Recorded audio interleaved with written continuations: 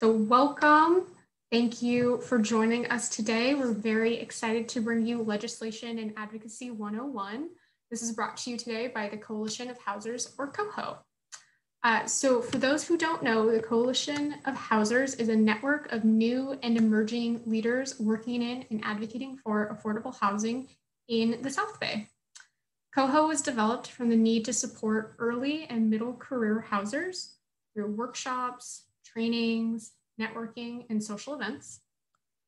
CoHo has a number of upcoming events. We'll mention these at the end, so please stay on. And if you're interested in signing up to CoHo's listserv to receive our email newsletter and other communications from us, please feel free to message me or Krithi Garg from SV at Home in the chat box. We're more than happy to add you. All right, so since I didn't mention it, my name is Kat Wortham and I will be your moderator for today. I'm really excited about this event. Legislation and advocacy are really critical to the mission of building more affordable homes, financing more affordable homes, and really everything around the affordable housing industry, whether you're preserving, protecting, or producing more homes. All right, so without further ado, I will turn it over to our speakers for today. And thanks to everyone who's introduced yourselves in the chat box. In case we had anyone new, feel free to introduce yourself as well. So I'll turn it over to Graciela first. Hi, everyone. Thank you so much for taking the time to join us today, and really excited about kind of speaking to you a little bit more about housing and what is happening in Sacramento. Just to give you a little background about myself, Graciela Castillo Krings. This is actually my third year lobbying, but prior to that, I've spent most of my career working in public service. So I've had experience working in the legislature, working in a department, and my last job was actually as the Deputy Legislative Secretary for Governor Jerry Brown. And that's really where I started to deal with housing issues a little more comprehensively and looking at not just legislative ideas, but also how the implementation of some of those ideas came to fruition through the department and the work that the department was doing, the Housing and Community Development Department. So just really passionate about the issue. As to be frank, stepping back, my parents, are immigrants. And when they first came to the US, and all my life, we always had to have, when we talk about overcrowding, to me, that's a very personal thing, because my parents, in order to pay rent, sublet rooms. And so I understand how important having adequate housing and how difficult it is. I grew up in Southern California. So as many of you understand, there's a lot of communities there that you have to basically sublet because of rents are just not affordable for a lot of working families. So we, different parts, like my parents and I would share a room with my sister, and they would sublet some of the other rooms just to make sure that they were making rent. And so to me, housing is a very personal issue, and I know the impact it can have.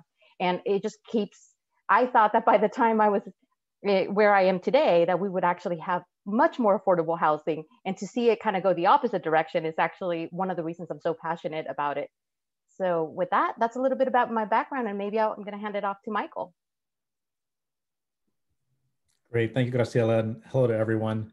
It's great to be with you. And I think right out of college, I was really attracted to nonprofit types of work and really community service. And I was first working for the Sisters of Mercy of the Americas, and became aware of one of their ministries, which was Mercy Housing, which is a nonprofit affordable housing developer, and just began to learn more about that work and felt really drawn to it.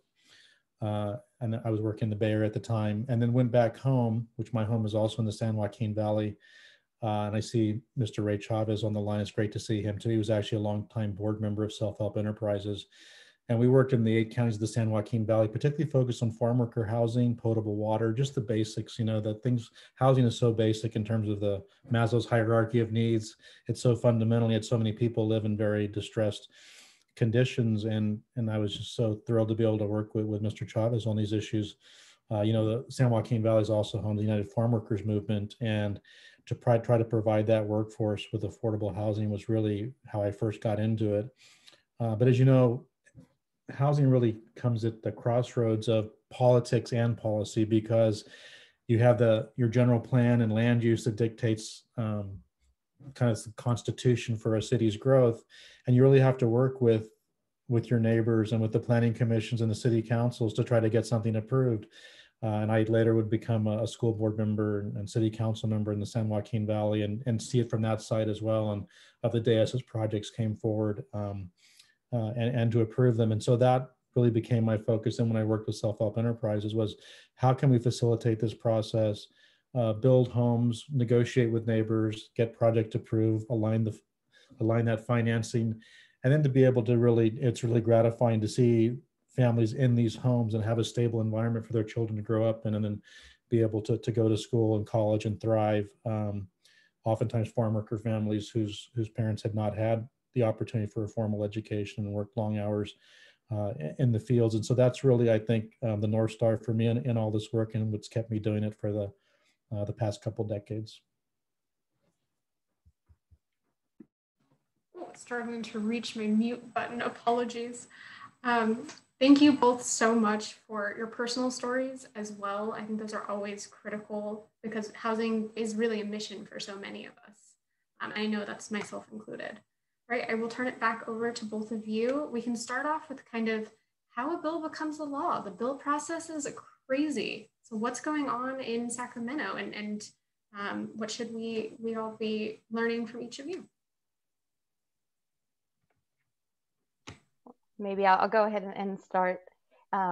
Definitely, it is a very intimidating process, or it can be, and especially in COVID. I think both Michael and I we've had to be nimble and learn quickly how to actually lobby it and talk to members and staff during COVID times. But if, what we used to call normal, usually a lot of members will have their own bill ideas, or they will partner up with other organizations that have ideas in introduce a piece of legislation. We actually just had the introduction deadline, which was February 19th, and that really dictates the rest of the calendar for the rest of the year. So just to kind of give a quick overview, once a bill is introduced, it basically has to sit around for 30 days. That gives everybody a chance to understand the bills that are out there and read them. This year, in the Senate, that is being expedited. We're actually removing the 30-day wait period, and things are starting to move more quickly, just simply to give members the ability to socially distance and have hearings, because there's not that many rooms in the Capitol that actually can allow for social distance. So normally, a lot of the times, we would be having, as a lobbying effort, we would be engaging directly with staff and talking to members and walking the halls of the Capitol. That is not happening this year. So a lot of the communication that is being done is virtually, either through Zoom calls, phone calls, emails, which on one hand, it's a double-edged sword. It actually allows more participation of the general public, but on the flip side, it also makes things a little more challenging. It takes a little longer. So that once the bill then is introduced, everyone starts reading the language, starts analyzing, trying to figure out where organizations are going to be, the impact it can have. And then around, and I would say end of March, beginning the bulk of April, we will have a lot of policy hearings. That's when the policy committees, especially in our case, the Assembly Housing or Senate Housing, will really dive deeply into the policy and really try to kind of figure out who's opposed, who is supporting of the bill, some of the policy implications. And then after it passes that first policy committee, then it goes into potentially a fiscal committee, which is the Assembly or Senate Appropriations. And that really is looking to see how much does the bill cost? Well, how much will it be to implement? How many people does the department need to hire in order to make something happen? If it passes the Appropriations Committee, then it goes to the general vote of either the Assembly or the Senate. So all of the senators get to actually give their opinion on a measure. And if it basically once it gets out of the floor, either in the Assembly or the Senate, then you switch houses. And that's the opportunity for the other house to do the same process: policy committee, fiscal committee, and then a vote of the general membership. And so at all of those different points, it's an opportunity for advocates and other stakeholders to really weigh in with those either policy or fiscal committees to kind of give everybody an opportunity to comment on the policy. Anything you want to add, Michael? That's great. Thank you, Graciela. And I would just say that when Graciela was working for Governor Brown and what we call the horseshoe, which are those offices around the governor's office, we were able to work with her on that side when she was representing the governor on that big historic housing package in 2017, 15 housing bills, which was a big breakthrough for us. Oftentimes you don't get big breakthroughs like that. Sometimes you have to work a decade to get to that point, and so it's really gratifying, but you also have to understand a lot of times you have to be more incremental in your process, and you run a good bill, you have to take amendments, and it gets it has less of a scope than you might have wanted, but then you come back each year and begin to build. And over time, I think we're seeing, since that 2017 breakthrough, lots of pieces of legislation that have come through. And when you add them all together, it really is making a difference in terms of implementation and being able to develop the housing we need. There's still a lot more to do, but I think you have to be prepared for that kind of a process. And I would just say, from our perspective, we're always open to your bill ideas. If you're seeing some issue in the field or something that's not working, bring that to us. And there's never really an off season. I mean, obviously the session ends at the end of August, and then the governor has a month to act on the bills. But during that time, we're actually thinking about the next session and the bills that we want to introduce. And you want to really make sure you have that good research. You're working on the language so that you can prepare to give language to legislative council to draft that bill. And so you want to make sure you hit the ground running, because those deadlines come up really quickly early in the year, and there's not that much time to do additional research and work on language. You really want to have your act together. That's the best way to do it. So you hit those deadlines, you get a bill introduced one time, and as Graciela said, then you're really set up for those policy committees and ready to make the case for your bill. And so let's dig into that a little bit more. Bill introduction was just 2 weeks ago, and now we're at that time when we'll be having policy committee hearings in the coming weeks. What does your schedule, or for both of you, what does your schedule look like right now? What is the work that you're doing? As Michael said, ideally, you're trying to get a lot of the research done and a lot of the conversations that need to happen. My take is always no surprises, right? Not everybody, people don't have to agree with your idea, but I think people get really put off if they're surprised by something they didn't know was coming. And so you really try to socialize the idea, reach out to organizations that might be impacted to just get their take early on. And so that's a lot of the work that tends to happen during the fall. If not, we're trying to do it now. Again, vetting of the language. So a lot of the conversations happening in the Capitol right now is reaching out to consultants, making sure that the policy consultants who are going to provide the analysis for a bill, and that analysis informs how a member votes. And so we are trying to make sure that the consultants have the information they need. As Michael pointed out, the research, right? Just because we say, hey, it's a good idea to change this law, let's do this. Our job is to make sure that we present from a policy perspective why that's appropriate, and make sure we have data and studies. We make sure that if the bill is going to cost money, that we're able to actually have a strong argument as to why the state should invest. So all of those conversations are happening at the same time. While we're having a conversation with the legislature, we are also starting a discussion with the administration, right? At the end of the day, they are going to do their own analysis about a bill. So it's important for us to talk to the Department of Finance. The Department of Finance is basically the department that holds the state purse. They decide if something is really expensive, should the state spend money there, should it not? And so they take into consideration also what is happening with the general fund, which is basically the state's money, right? That actually funds a lot of the general programs they run. So any piece of legislation that is going to cost money, the question is there a special fund, or is it coming from the general fund? Because there's only so much of that pie. And so those are the conversations that we start having now to make sure that we're not surprised. We don't want to wait until August to have the conversation with the administration. By then, it's a little too late. We need to start having it early. And just sometimes the administration, because the governor's office is the one that dictates some of the policy, you might reach out to the governor's office like now to give them a heads up about a bill. They might not have an official position, but they will be able to at least guide you and be able to provide some feedback as to their early thinking on a piece of legislation. And the same thing with the department. And so a lot of the times, if a department is having or raising issues with a bill, you need to take that seriously, because those are the same policy arguments that the governor's office is going to be hearing from that department. So those are some of the things that while we're having conversations with the legislature, we're also making sure we're having conversations with the administration, so no one is surprised at the end. That's great. And I would just say that this is another year where we have over 100 bills that have been introduced in the housing related area. And those hearings with Graciela said are just around the corner now in the policy committees. And so what I wanted to create a kind of a distinction as we go through our prioritization of bills, there are bills that spur and others are sponsoring, and there are others that we're just supporting. And we're working with Graciela, she's one of our key lobbyists. We have an informal group we call the California Home Builders Alliance that we're working with, and we meet with legislators and work on policies and language, et cetera, to be able to move bills and to go out and get the support that we need to line up those letters of support.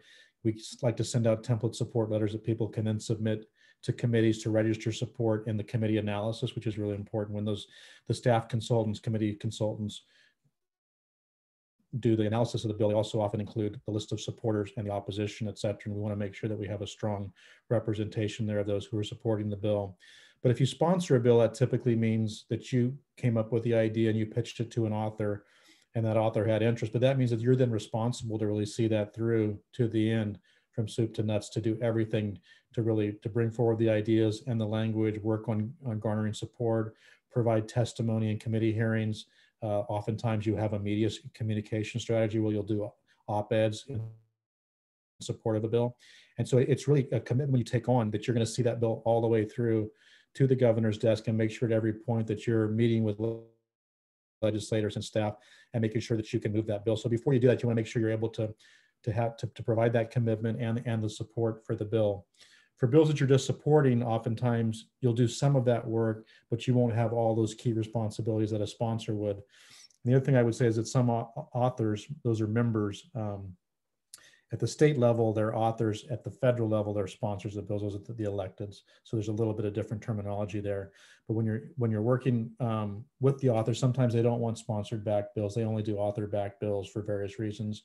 Other authors would like to have sponsors who can then come and testify and make the case for the need for the bills. And just to add to that, one of the things that we would encourage everybody as you're engaging in this process, try to, if there's concerns with the bill, try to notify the author as soon as you can. They don't like it when you actually send in a letter to committee and don't talk to their office first. So just out of courtesy, if you can give them a heads up, like, hey, we're going to oppose this. And there might be that might start a conversation where if there's amendments that they can take to address a policy concern, they often will do that. And so that's the other thing that I think I would encourage many of you to, as you're looking at legislation, if there's concerns, reach out to them early. Now I'll add just a personal anecdote there. I've been in that position too, where the leadership group, which is who I work for, has opposed a bill, and we've let the author's office know before we write a letter as part of our no surprises policy. And they've wanted to talk to us about amendments and what our thoughts were, which I always really appreciate. So one more question before we get into housing bills for this year that I think is always an important one to cover, and Graciela did touch on. There's the state budget process and there's the bill process. Is there a certain time when housing bills should go through either? Are they usually going to go one way? Are they usually going to go another way? Here's what your thoughts are. So let me separate. So there's two different conversations. There's the legislative track and then there's the budget track. The budget is a little different than when a bill goes through appropriations, right? So the state budget is actually, it has to be passed every year by June 15th. That's a constitutional deadline.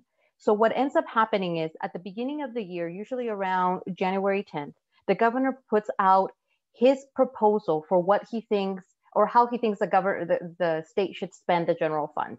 And that is the blueprint for the priorities that the administration has. That's the January 10th budget usually gives you a pretty good preview of what some of the programs that the governor cares about are. That starts the process and the conversation with the legislature. There's a whole other budget process that goes on at the same time as we're having discussions on bills. And a lot of the times the budget discussions will also have what we call trailer bills. In the trailer bill, they trail the budget. And what it is you have the main budget, which outlines all of the different expenditures for the state. The trailer bills end up actually being the policy bills that accompany those expenditures. So for example, the governor is proposing a $4.3 million investment to create a housing accountability unit as part of the department in the housing department. And that is a conversation, that's a policy change. So how that kind of unit comes together, all of that conversation is happening in the budget with the budget consultants in those budget committees. But as advocates, we also have an opportunity to say, well, yes, we like this idea, or no, we don't like this idea. But that process is a little different than the legislative process, although they kind of overlap in timeframes. The appropriations committee is really just evaluating how many bills the legislature introduced and the aggregate cost of all of them, right? Because the thing is, a bill might only be 50,000, but that's only, this year, the legislature introduced close to 2,400 bills. Each one has a different price tag. One bill might not have a cost at all, because all you're saying is, the change is not necessarily warranting a cost. A creation of a new department or a creation of a new program, that's going to be more substantial. So the aggregate of the cost of the bills, that's what the appropriations committees are looking at, and to see if it's appropriate to have an investment for this year.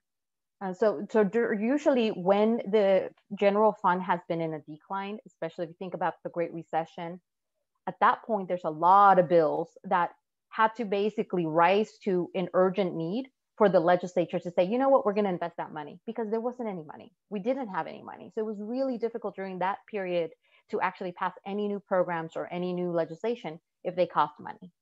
So just wanted to kind of clarify the two processes. Yeah, and I would just say, so the governor introduced his budget in January. Other expenditures that were included were like $500 million for low-income housing tax credits for the state, another $500 million for the infill infrastructure grant program, for example. And they also include like $8.5 million for apprenticeship programs for the trades, for construction trades as part of that. And then the budget hearings then react to that and mark up what the governor's proposing and react to it in both the Senate and the Assembly. And as you know, our budget chairs are both from the Bay Area now, so we're really excited about that. Senator Ting and Senator Skinner wield enormous power in that process. And obviously there are subcommittees as well, because the budget, is so large and deals with so many different topics. So you have subcommittees of budget. And then in May, we have what's called the May Revise, where we get a better sense of what the revenues are that are coming into the state.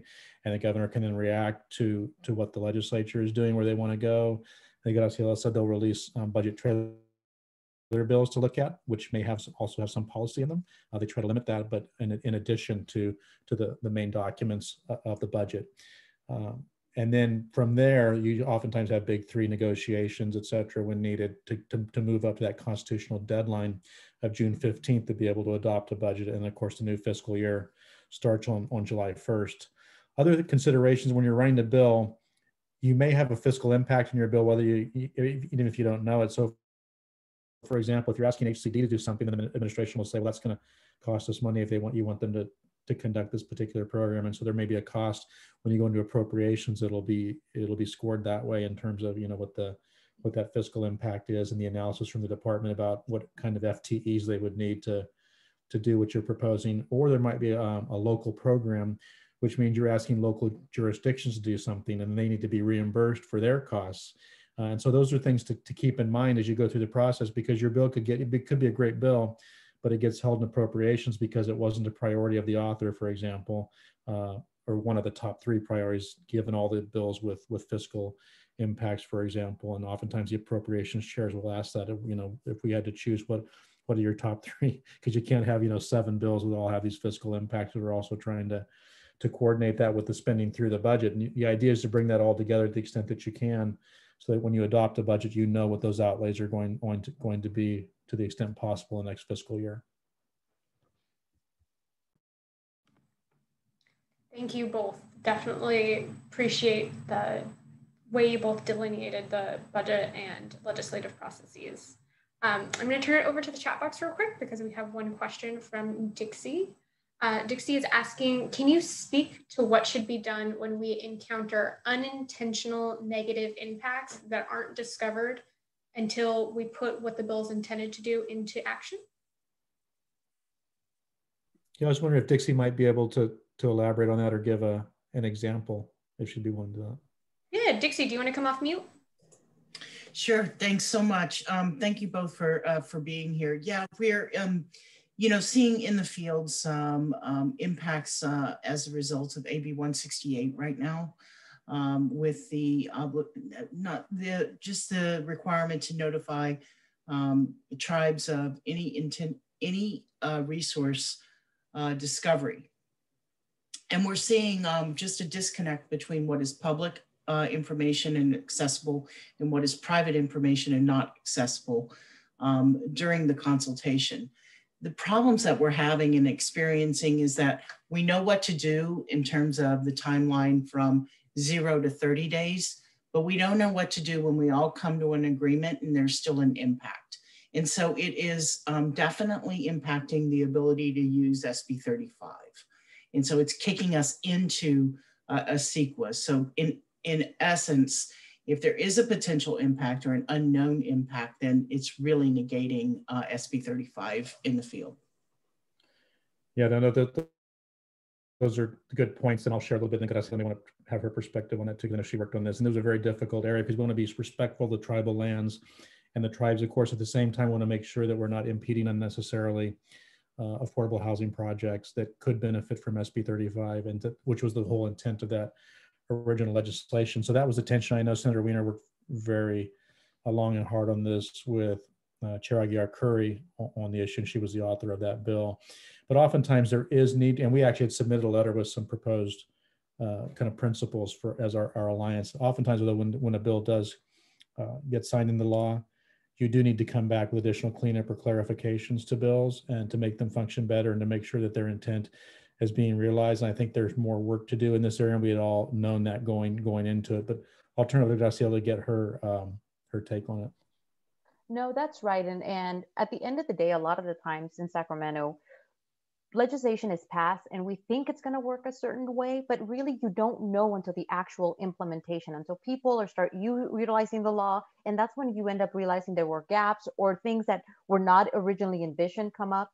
And so I really would urge you, Dixie, to reach out to your legislature, to your legislative member, I'm sorry. You could also reach out to the Assembly Housing Committee and start having these conversations, because that's actually a lot of the times how bills end up happening. We end up realizing that a law that was passed has a problem and we have to come back and address it. And it's easier to have that discussion because now we actually have examples of what is not working. Sometimes a lot of, when we talk about just theoretical problems, that's a harder thing to address. But now that you're starting to actually see an impact, it's time for us to start having that conversation and addressing it. And I'm happy to follow up with you while flying as to potentially how you can start those discussions in Sacramento.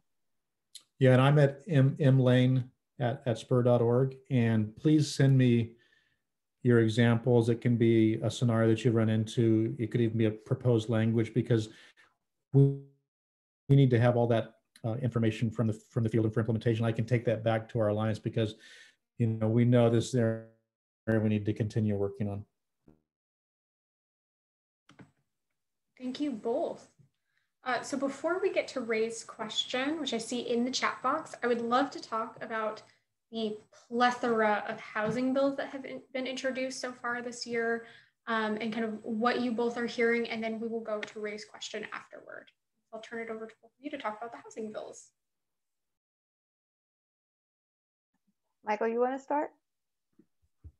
So the bill priorities that we're talking about for Spur, I'm sorry, I was just reading Ray's comment in the chat. No worries at all. So there's tons of housing bills that were introduced this year. I think when we were talking before Zoom started, it was over 100. And so would love to hear what the priorities are and what's really rising to the top in terms of housing bills that have been introduced for both of you.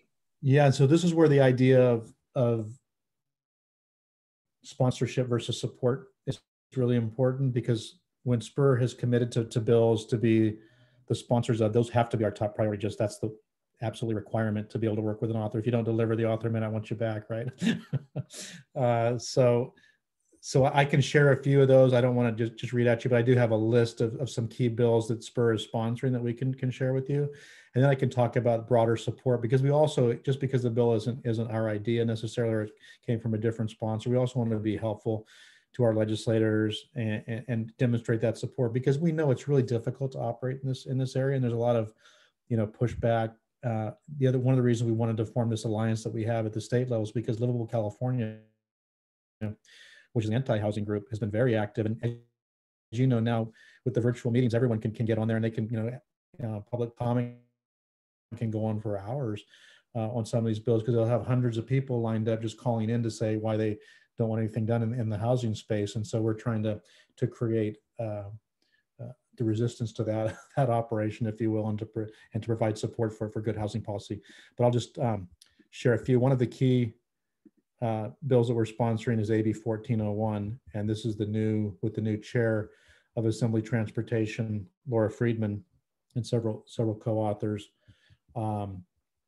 But that would actually eliminate parking minimums across the board for both residential and commercial buildings, and obviously this is a key urbanist priority. We don't see it as a major housing production bill per se, but it does add cost to housing, particularly for market rate developments that aren't using density bonus, et cetera. And if you have a mixed use development, for example, there can be excessive parking that's required. And the idea is we want to try to move toward a shared parking model, since we are overparked in so many places. Some jurisdictions, and in particular areas of their jurisdiction, have already eliminated parking minimums on residential and sometimes on commercial. This bill will be focused on low VMT areas as defined, particularly by OPR, and high quality transit areas as well. And so that's AB 1401. The next bill is AB 1322, and my colleague Sarah Karlinski has been working on this one. And the issue is we found some cities have actually embedded in their charter a prohibition on multifamily housing, for example, and or other kinds of growth controls, which with this new RENA, which is much larger now, will make it impossible for them to get a state certified housing element. So we're trying to create an option for them for the sole purpose of being able to get a certified housing element, to be able to get site zoned, to be able to set that aside in those circumstances where it would make it impossible, and where they might become subject to litigation, either from neighbors who say they have to adhere to the city charter, or on the other hand, from housing advocates who say, and the attorney general for that matter, you don't have a certified housing element, and so that those consequences will now be brought to bear. So that's the attempt on that. The bill will be amended soon with more detail on that, so look for that. Another bill I would point out is from Senator Wiener, SB 477, which is trying to collect more data through the annual progress report that jurisdictions submit to HCD. And the idea there is just to capture more of all those great housing bills that were passed in 2017 and since, in terms of SB 35 usage, density bonus law usage, SB 330, and trying to, because the jurisdictions have that information on the one hand, because they, as the process, plans that come through and projects, they see that, but they don't necessarily submit it to HCD. And so to do real research in this area, you have to go jurisdiction by jurisdiction and try to find the information, sometimes do a public records ask request. And so it just takes more time that way. Whereas if we had one more of a central location where we could collect some of those data, we could really see what the trends are and what's working and what's not. And to Dixie's point, where there might be need additional changes to the law made to make it more effective. I'm also working on a few other bill ideas right now, which are what we call spot bills, which mean they don't have a lot of the detail yet, but we will amend them including we want to do something more around school employee housing to facilitate that on school district sites. That's one of the ideas. We're also going to do some additional SB 35 cleanup just to continue to perfect that law based on experiences that we're having in the field. So those are some of the key ones I think that Spur was sponsoring and working on. But we're also, for example, supporting the Senate housing package for the most part, with some just concerns around some feasibility issues in some of the bills, which we can talk about. But that's basically SB 5 through SB 10. Building opportunities for all is the moniker for that package of bills. But maybe I'll stop there and then have Graciela weigh in with her perspective. Yeah, and one of the things I'm going to take a little bit of a step back and kind of give you an overview of the larger policy themes that are happening in Sacramento, because there's tons of bills. But if you can group them into different themes. The first one is accountability. I think everybody is trying to figure out how to actually ensure that cities are producing or helping that whatever they're doing at the local level actually results in additional production. While there is an understanding that cities themselves don't often build actual housing, there's a lot of pieces of their ordinance or their own local policies that can make it more difficult for somebody to actually build and come to fruition. So there's a big focus this year on ensuring that locals are doing what they can to incentivize production. The other thing has been production in general. And especially in 2020, I think at the beginning of 2020, everybody thought that that was going to be the big year of production. Prior to that, as you guys might remember, there was 1482, which was really trying to focus on protecting tenants by ensuring that there was a rent cap and making sure people were not getting gouged with rent. And so fast forward to 2020, everybody was like, this is going to be a production bill or a production year. Unfortunately, COVID happened and things just kind of did not result as we had hoped. And so this year, everybody's coming back and really focusing on what we like to say gentle density. We know that at the end of the day, there's a lot of uncertainty in the market. So when it comes to larger multifamily production, like, big apartment buildings, we're not sure if the funding is going to be there as it was in the past. So everyone's focusing on how do we actually create what we are saying gentle density, duplex, triplex, fourplex, and really trying to kind of ensure that that type of production is happening. And that goes to what Michael was mentioning about some of the Senate bills. One of them is SB 9, which was basically the reintroduction of last year, SB 1120 by Senator Atkins. And what we know is when that bill was moving forward last year, I don't think that the opposition was as organized as what they have become, especially because once the legislation adjourned, a lot of the opposition had all of the fall months to really start calling their electeds, have a lot of local members that don't like additional housing to start calling and creating a lot more pressure. So we anticipate that SB 9, while we had the votes, or 1120, while we had the votes for it last year, that its new reiteration of SB 9 is going to be a little more challenging this year, just simply because the opposition really has ramped up. And the other thing that we saw is for the last year's election, there's a lot of progressive council members that were actually voted out because of their stance on housing. So things are really become a lot more antagonistic. And so to Michael's point, it's really important where possible to start supporting a lot of the pro-production bills, because I think we're going to have a harder time. And it's important that some of the voices that have traditionally represented like homeowners and homeowner associations, that they're not the only ones speaking, because they're not the only ones that are impacted by the housing crisis. So those are some of the things I want to just mention. And yeah, and Michael said, we're really trying to focus on how does the legislation that is being considered in Sacramento reduce the price of housing so that we can get more units on, whether it be, and this is the other thing, housing for all. The other big focus has been housing, not just for rental opportunities, but home ownership. We all know the type of impact that home ownership opportunities can have on communities and how it actually can be a wealth generator. And that's how a lot of people are able to pass on generational wealth. And so how do we actually start focusing on making that more viable and accessible to everybody in California? And right now that seems almost impossible to think about when you look at current home prices and who has access to them. So we're really trying to figure out, again, rental opportunities is one thing, but we really are trying to broaden what is available for people in the market and to make sure that housing is affordable, and not just capital A affordable, but affordable for people that are here in California, so that you don't have family members that have to move out of the state. This is another thing that we're kind of seeing. There was SB 7, which was another Senator Atkins bill, which is going to help expedite some larger housing projects, and based on the CEQA, on the judicial streamlining for CEQA for some of the larger projects.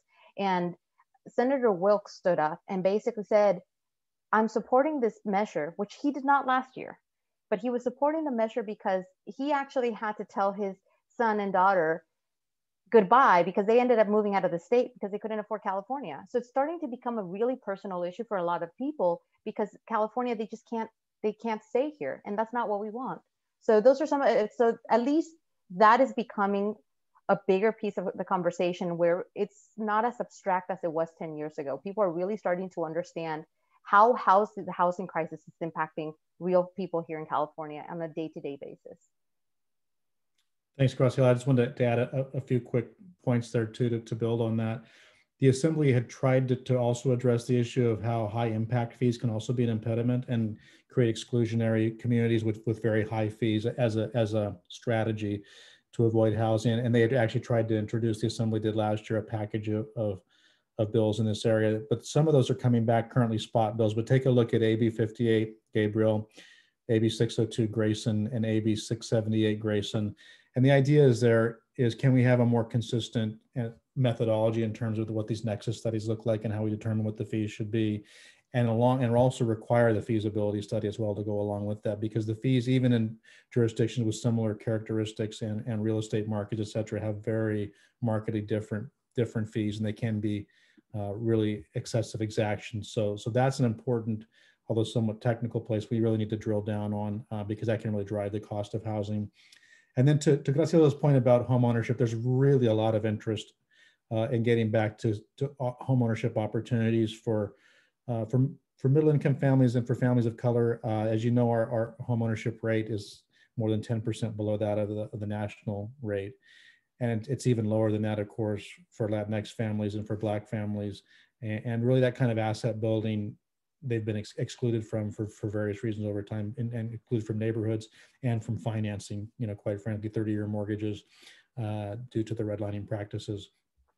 And so there's actually, I wanted to point out a bill, AB 1090 by Assemblymember Quirk Silva, and she actually had held a press conference last week that we were able to participate in, along with the 200 and California community builders and other groups around this real emphasis on how do we do the home ownership. And so you may want to participate in that kind of that master plan that they're going to be developing. We also had a conversation with Senator Hertzberg from Los Angeles, and this is very much on his mind as well, trying to create those additional opportunities. To follow up on that, we introduced, and we're sponsoring AB 919 by Assemblymember Grayson. And what we're trying to do there is address an issue around construction defect liability, which is one of the reasons we're not able to build condominiums in high cost areas, which is oftentimes the starter home for people to attain home ownership. But many developers are just not building those for sale products because of that liability, and the insurance premiums are so high that it makes it infeasible. So they just keep them as rentals. And that's great in terms of having additional rental housing on the market, but it doesn't really provide you with those home ownership opportunities in the high cost coastal areas near jobs. And so that's our intent behind this bill, is if you're going to use a skilled and trained workforce, which is the union standard of workforce, and journey persons and folks who have been certified through apprenticeship programs, then that kind of quality construction should then provide some benefits in terms of a reduced statute of repose, is what we call it, for latent defects over time, and bring those insurance premiums down so that there's more of an encouragement in that residential market to create more of these for sale opportunities. Thank you both. So I want to make sure we have a chance to go back to Ray's question, because I think it's a really good one, especially now that we've talked about the housing bills for this year. And we'd be remiss not to talk about advocacy for today as well. So is there an existing hierarchy of housing coalition advocacy groups and legislators to discuss potential proposals, strategies, or is each political area on its own to seek their own representative to author local area bills? Maybe I'll start and then have Graciela provide her perspective. But I think one of the challenge and the reason we created our California Home Builders Alliance is that we had kind of a fragmented sector, as it were. And there are those who specialize at 100% affordable, and they have their trade association and groups who really focus on that particular work. And we support that work, but we don't typically take the lead on it because there are other groups that do that. Same thing for homelessness. There are groups that are focused on homelessness at the state level, and we oftentimes support those efforts, but don't take the lead. And then tenants' rights groups would be another block that's organized in the Capitol, and we don't take the lead. Oftentimes we can be supportive of those efforts as well. What we found, though, there was kind of a vacuum around just the broader kind of missing middle, affordable by design. Can we build housing that doesn't require state subsidy so that we can take the money that is available for affordable housing and target it to the most deeply income targeted, those in most need of the housing assistance, and then try to create more opportunities through the market to create different building typologies that oftentimes are not allowed at the local level to bring down that cost structure, because you're not going to see a lot of market rate housing, particularly in towers in the near term, because rents have somewhat declined as a result of COVID, but the cost structure has not declined significantly in terms of building materials and labor, et cetera. And so it creates real challenges to see new housing. That's why you're seeing those numbers are continuing to decline in terms of the annual production. So it's below 100,000 units. I know the governor and others really says the goal needs to be twice that at least. And so you've got subsidies important, tenant protections are important, and you also need this supply side approach. But how do you incentivize the market to be able to do that, to produce something that people can actually afford? And so those are the kinds of things that we're talking about. And I think what we do, so for example, groups like Housing California, that have been particularly focused on homelessness, for example, and have a homelessness lobbyist who works on that. But if you're interested in this broader kind of a group, focused on segments of the market that are non-subsidized to a high degree, let us know about that, and we'll help plug you in. And just to add to that, I mean, when you talk about some of the members that are interested, obviously, in housing, a lot of the policy committees is a great way or a great place to start, with all of the members that sit either in Assembly Housing, Senate Housing. The other big committee that actually oversees a lot of the policy that we're talking about is the Local Government Committee. In the Senate, it's called Senate Governance and Finance. But really, what their focus is land use and how the pieces of legislation impact local land use. So those are the two committees that, if you're talking about advocating or basically starting to engage with some consultants there, those are the committees that I would refer you to.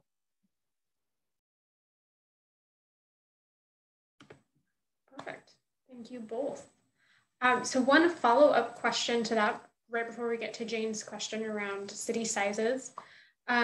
What's the best way, in your opinion, to advocate? Is it letter writing? Is it following action alerts from some of those partners? Is it speaking directly with your representatives or emailing and phoning their offices? What do you really see as being the kind of groundswell for advocacy in the housing space? I would say all of the above. So that's, and that really is, Michael, what is your take, especially because you have a bigger background in terms of advocacy and really getting the troops, to actually go ahead and to action? Yeah, a few strategies, I think, and we have many affordable developers I know on the call today, and you do this as a regular practice, but it's so important to get your members out there when there's a groundbreaking or when there's a ribbon cutting, so they can really see the beautiful developments that you're bringing online, and they can meet these new residents who are so thrilled to have their apartment. I mean, that's what really inspires us all, I think, and to really have that touch, so that when you need them, they're there for you. You can go back and remind the member, hey, remember that housing development that you love so much? This legislation will help make that possible. In addition to that, I think it is important to be in the offices, in the district offices as well, at the local level, and just sharing good news. And then that percolates up too. And then when the member comes back into the district, he or she gets an update on what's happening, and oftentimes you get their attention that way. And then, of course, beyond that, are you writing op-eds? Are you active with social media? In other words, sharing good news and sharing examples of how we can develop housing without creating concerns about neighborhood character and some of the things that we hear come up, or impact on schools and traffic, et cetera, to be able to make that good case. And then, of course, to be present as these bills are moving, get involved with your advocacy organizations in terms of campaigns. It's great if you can send in letters of support, and if you can give what we call a Me Too in committee hearings, where you can express your name and organization in support of a bill and in support of the primary witnesses who have done that, because you just need to know the opposition is doing the same thing. And so we need to make sure we're bringing our A game as well on all of this. And you can see they're doing the websites and the messaging and the op-eds and in trying to intimidate legislators, quite frankly, or the local council members. And they're packing, the city hall chambers, the council chambers. And so I know that many of you do that as well. And that's a key part of it, because it really does, local democracy really does make a difference. That is so true. And I would, Michael, you're spot on about having, if possible, if any of you can actually go and meet with some of the district staff and raise those issues. Members really like to hear from their constituents. And it's very different if, a member from the Bay Area gets a letter from an organization in LA. yes, that matters, but it's a very different when, you know, for example, Michael reaches out on behalf of Spur to a Bay Area member. It's just that constituency really matters. And so let's not, I would definitely encourage everybody, if possible, to reach out to their local district offices. Thank you both. I'm very happy to hear that, both as an advocate for work and an advocate who is constantly bothering my assembly member and senator with all the things I want them to support.